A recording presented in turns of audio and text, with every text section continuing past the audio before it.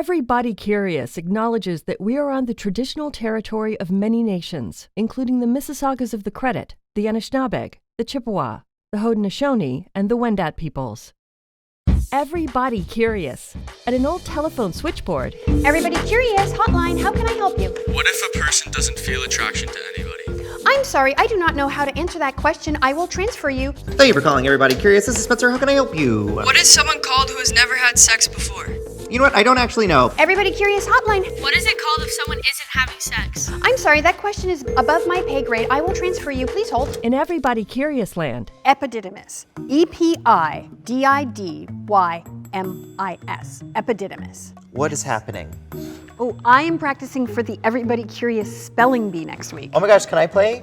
I guess so. Wait, let me just soak in the knowledge that I'm literally sitting on.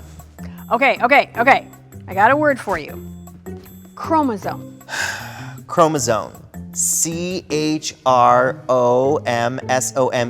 Chromosome. He missed an O. Not quite. You know what? I think you need to soak up a little more knowledge. Well, maybe we could have someone help us? I'm not sure if anyone can help you.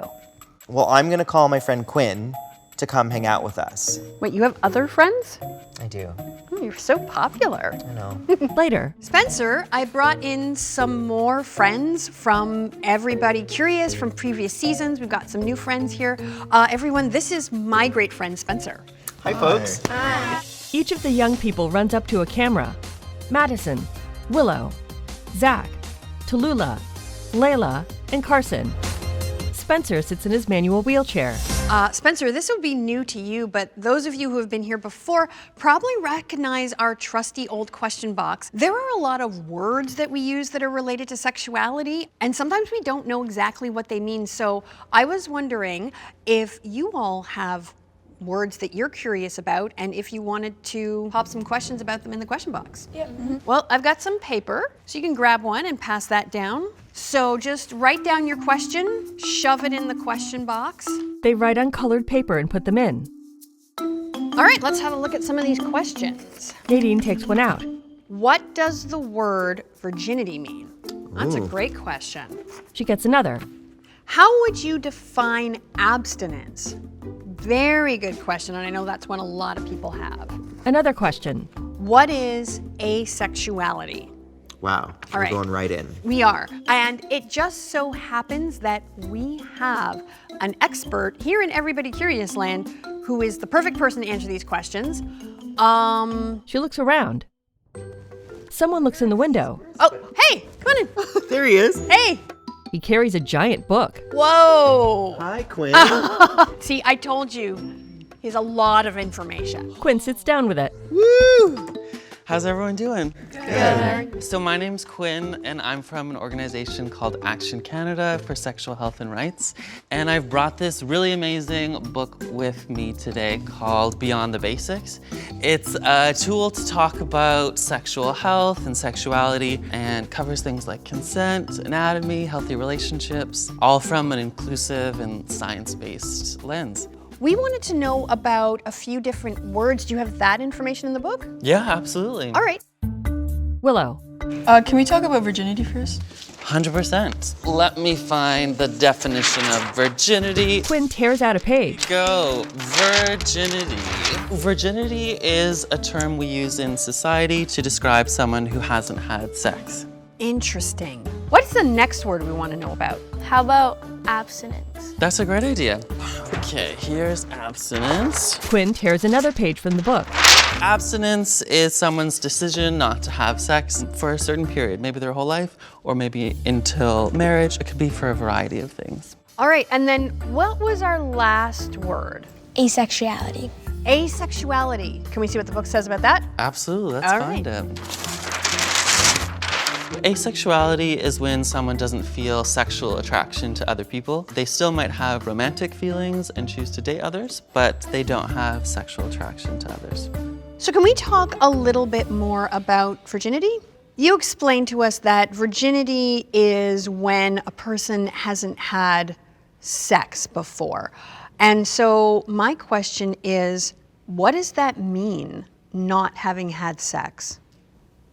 Or what do you think it means? Everybody got shy. I know, that's, okay, Yeah. that's kind of a big question. Okay, I'm gonna start with a different question that's maybe not as big. Do you think that everybody has the same idea of what it means to have had sex or not have sex? No. No, okay, interesting. Why not? I think, like, Tallulah. if you're gay or you're attracted to the same sex, like, some people have different ideas. Yeah, I think that's definitely true. So yeah, people can have different ideas about what sex might mean. I'm also curious, do you think that virginity or being a virgin is something that is important to everybody? Why do you think it might be important to them?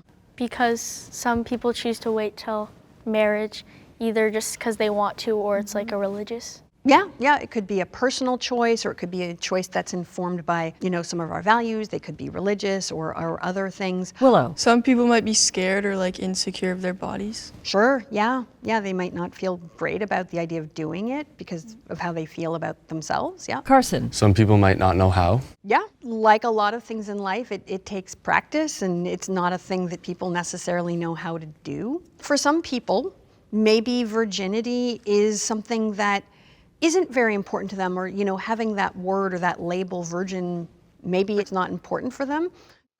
Let's talk a little bit about abstinence. And you explained to us that abstinence is a choice to not have sex, and that choice might be a choice somebody makes for a period of time, or it might be a choice that they make for their entire lives.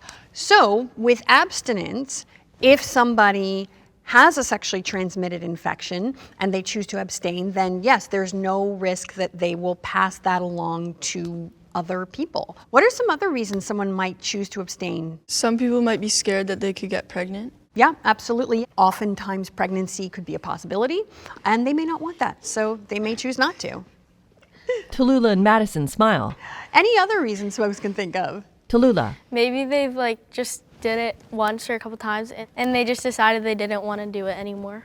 I'm so glad that you said that. That's an excellent point. And I think that's something that sometimes we don't talk about a lot, that if somebody feels that they're ready to, have a sexual experience for the first time, that's fine. But sometimes people might have that experience and then realize, maybe I wasn't ready, or maybe it's not what I thought it was. And that's the thing about readiness, is we can try to be as prepared as we can, I think, and make the best decision we can. But if it's a new experience, we can't know for sure how we're going to feel about it. And so it is completely okay for someone to have sex and then decide afterwards, you know what, no, I'm gonna dial it back, and I'm actually gonna wait a little bit more before I do this again. All right, so let's talk about asexuality. Now, something that I have heard people say is that asexuality can be an identity. Does anybody know what it means when we talk about someone's identity being on a spectrum? It's a spectrum because there's not just one type of asexuality. Like, people are on different parts of the spectrum and they use it to identify themselves in different ways. All right, so I actually have another question. Do people who identify as asexual ever have sex? Quinn nods. Okay, so I'm curious about what you all think. So if somebody is asexual, why might they choose to have sex anyway? Carson. People may feel pressured by society to partake in such activities. That could definitely happen. Someone might, they might feel the pressure. Layla. Maybe Some other friends have had it already and they don't want to be the only one that hasn't had it already. Yeah, so again, coming back to that piece of maybe feeling pressure.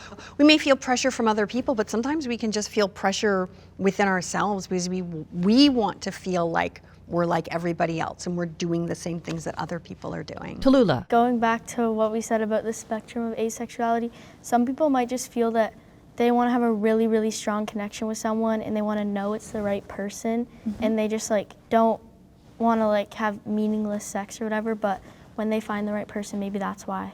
Yeah. So there may be some people who don't feel sexual attraction in general, but if they meet a specific person and they have a strong emotional connection with them, then they do start to feel sexual attraction for that specific person. Quinn. I want to pick up on something that was mentioned in terms of people might feel pressure from friends. Where else might people get messages from that they should be having sex? Zach. Movies, TV, books. Absolutely. Media gives us lots of messages in terms of healthy relationships. There's this expectation that people should be having lots of sex, which is just not true for everyone.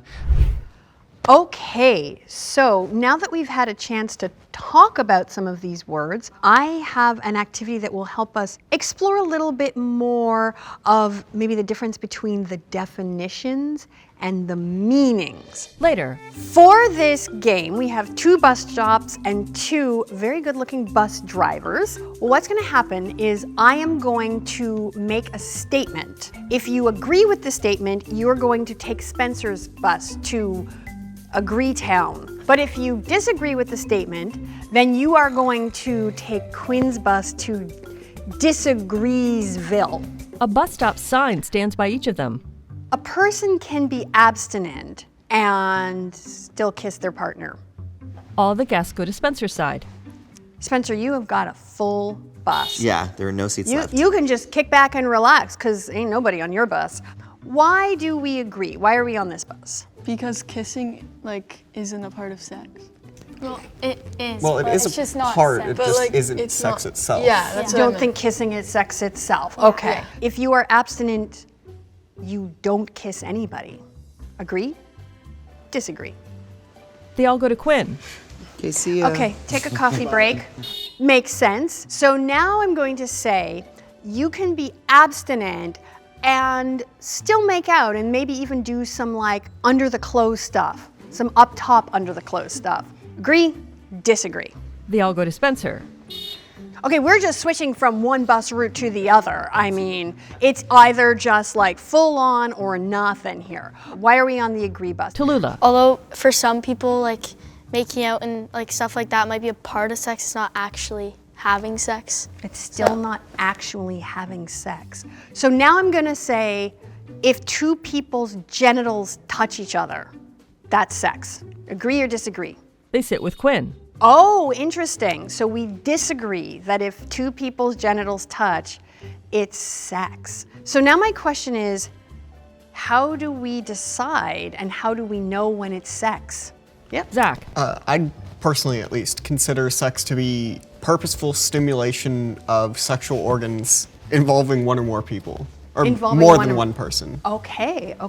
Actually, I kind of agree.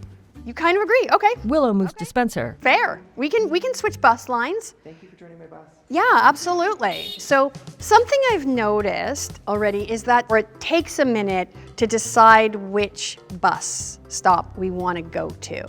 So I have one more question. It is a bigger deal when girls lose their virginity than it is for people of other genders.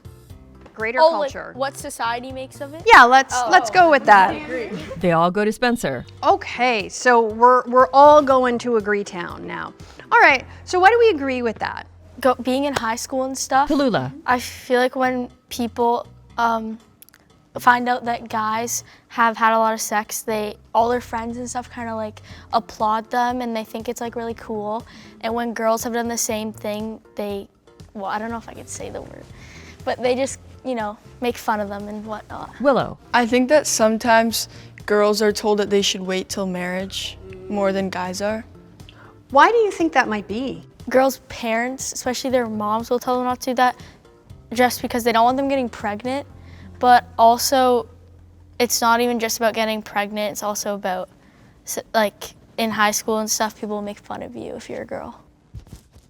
I also feel like, I'm not saying guys don't get assaulted, but like a lot more girls do. There can be concern about safety also and folks being okay. What do we think about the term losing virginity?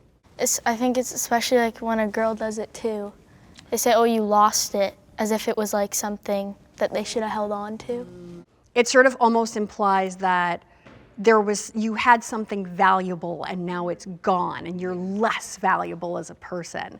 Well, we have traveled many places. I think what you guys have captured so nicely is that sometimes we want to say that these terms mean something very specific, but then when we get into it, we realize that there's actually a lot of nuance and that it really depends on who the person is. We might think we're on the bus to Agreestown, but somebody else is on the bus to Disagreesville. And so, yeah, having these conversations and being clear and specific about what we mean, I think is important. Later. So I have a question. Do you also have activities in your book? Because we love activities here in Everybody Curious Land. Yeah, absolutely. One of the activities in here is called Gender Galaxies. And in fact, it only opens if we all sing together in perfect harmony. It only opens if that happens. We've got this, we've got this. Quinn opens the book to the gender galaxy with planets orbiting two suns. You created a whole galaxy. So everyone, have a look at this beautiful constellation of different planets. And each one represents a different identity. Ultimately, it's just important to respect all the different planets out there and identities that exist. Later. So you were amazing passengers on the bus routes. Now it's time to be passengers in outer space in the gender and sexuality galaxies. Yay. So I'm gonna have a list of terms, and it's up to you to decide whether those terms belong in the gender galaxy or in the sexuality galaxy.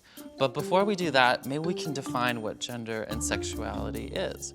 Can anyone define what gender itself means? Willow. What you identify as? Totally, it's an identity piece. Yeah. How someone knows themselves to be, how they see themselves. It's like that internal identity. What about sexuality? Can anyone define sexuality? Zach. Yeah. What gender or genders you are attracted to? Absolutely, attraction is the key word there. I think that's a solid definition. Next question. Would it be fair to say that generally speaking, sexuality relates a lot to attraction and gender relates a lot to identity? Amazing, yeah, Okay. Absolutely. Okay. Great, so I'm gonna bring over all the wonderful planets and they either belong to the gender galaxy or the sexuality galaxy, and it's up to you to decide. So they are going to read out a term. When they do, dive into the pool and pull out the planet that you think corresponds. So if you think the word is a word about gender, you're gonna try and find a G. If you think the word is a word about sexuality, then you're gonna pull out an S. So you wanna get as many balls in your basket as possible. Are we ready to dive into the galaxy? Yes. Female. They reach into a kiddie pool of balls with either G or S written on them, then put them in one of two baskets. They also gather balls for the words lesbian, intersex, and non-binary. Oh, but you're not going very fast. They gather balls for the words androgynous and heterosexual. Looking for some balls that go with it. The final term that we have today is fluid. They gather balls from the pool, which is almost empty. Gender. Excellent. Thank you so much. I learned something new about gender and sexuality. How about y'all? Yeah. Okay, everybody. Now you've got your basket full of balls. You all have heard of a snowball fight. This is at another level. This is a planetary fight. It is Team Curious versus Team Green. Okay, ready? Aim. Fire! Two teams take the balls from the baskets and throw them at each other. Spencer shields himself with the empty kiddie pool, and Nadine does the same with a window curtain. I think I need to get out of here. Okay. Cease fire! Cease fire! Okay. Thank you, Quinn, for being here. Bye, Great Quinn. having you. Quinn takes the giant book. What have we started? At the old switchboard, Nadine and Spencer take and switch calls in fast motion. Later, alone in Everybody Curious Land. It was really great having Quinn from Action Canada here today. I know, I love them so much. And we both got to be bus drivers. It's like a lifelong dream of mine. Also, I don't know that I've ever had that many balls flying at me at once. I want to say something, but I'm just going to move on. Okay. Going back to definitions, is a hot dog a sandwich? I think yes, because it's two pieces of bread and there's something in the middle. So to me, that's a sandwich. See, and for me, it's not, because I think they need to be stacked. There's a vertical component to it. I love you, but you're wrong, but that doesn't matter. What if we just go get a hot dog instead? Agreetown. But before we do that, check us out on social media at Everybody Curious, or check out our website at everybodycurious.com. Let's go get that hot dog. Okay. Should we take the bus? Sure, I'll drive. Titles: created by Louise Pollard, written and directed by Kim Harris. Hosts and creative consultants Nadine Thornhill, Spencer West. Everybody Curious cast: Zach, Madison, Layla, Carson, Tallulah, and Willow. Guest: Quinn Lazenby. Everybody Curious dolls Ginger and Blue, created by Nell Coleman. Production manager Helene C. Valinsky. Director of photography Colin Evans. Production designer Deanna Kubista. Animations by Dan Drobnik. Dragons created by Claire Burgess. Camera, gaffer, DMT, Bryce Cameron. Closed captions, Line 21 Media Services. Described video, Power of Babel. Executive producer Louise Pollard. Special thanks, the team at Action Canada for Sexual Health and Rights. Special thanks, Zach, Madison, Layla, Carson, Tallulah, and Willow's families. Special thanks, James, Dan, Tess, and Stella, Scott, Christina, Ian, and everyone at Shaftesbury. Produced with the financial participation of the Shaw Rocket Fund and the Bell Fund. Funded by the Government of Canada. Albert Certified Production. Louise Pollard. EverybodyCurious.com.